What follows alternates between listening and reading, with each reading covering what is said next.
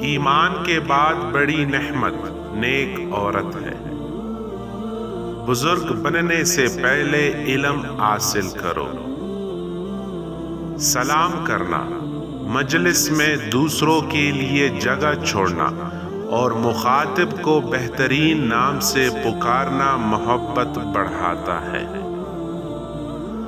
تم نے لوگوں کو اپنا غلام کیوں بنا لیا ہے، حالانکہ ماؤں نے تو انہیں آزاد جنا تھا۔ خشوع خضوع کا تعلق دل سے نہ کہ ظاہری حالت سے۔ ہنسنے سے عمر کم ہوتی ہے اور روب داب ختم ہو جاتا ہے۔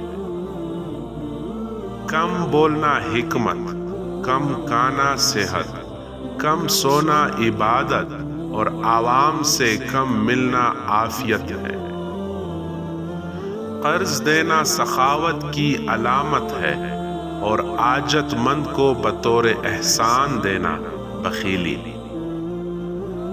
جو شخص خود کو حقیر سمجھتا ہے وہ دوسروں کی نظر میں معزز ہوتا ہے۔ لوگوں کی فکر میں تم خود کو فراموش نہ کر دو۔ اپنے معاملہ میں مشورہ ان لوگوں سے کرو جو اللہ تعالیٰ سے ڈرنے والے ہیں۔ کسی شخص پر اس وقت تک اعتماد نہیں کرنا چاہیے جب تک اس کے غصے کو آزما نہ لے۔ کبھی کسی بے قصور کو نہ مارنا کہ وہ ذلیل ہو جائے، اور کبھی کسی کی بے جا تحریف نہ کرنا کہ وہ غرور سے ہکڑ جائے۔ جو شخص اپنے آپ کو عالم کہے وہ جاہل ہے۔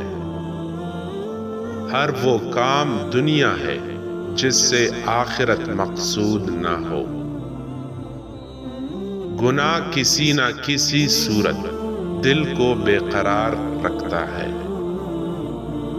جائز ضرورت سے زیادہ طلب بھی شکوہ ہے۔ دوسروں کا بوجھ اٹھانا عابدوں کی عبادت سے بڑھ کر ہے۔ خاموشی غصے کا بہترین علاج ہے۔ لوگ تمہارے عیبوں کے جاسوس ہیں۔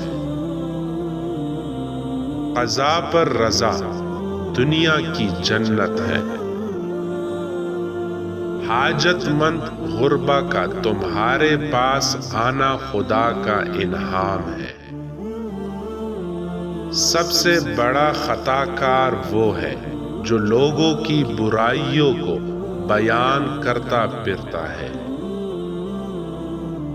آج عمل ہوگا، حساب نہیں ہوگا۔ کل حساب ہوگا، عمل نہیں ہوگا۔